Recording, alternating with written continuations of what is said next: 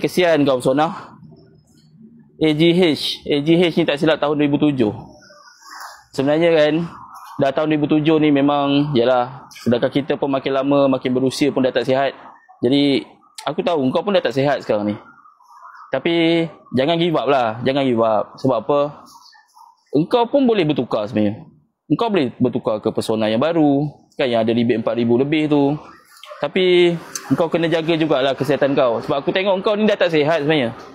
Engkau memang kena tukar. Sebab engkau dah tengok pun macam tak okey lah. Engkau memang dah tak okey. Tapi engkau kena berubah dari sekarang ke Persona yang baru. Sebab dekat situ, dia akan menjamin kau punya kesihatan. Yang penting kau tak ada pening-pening kepala.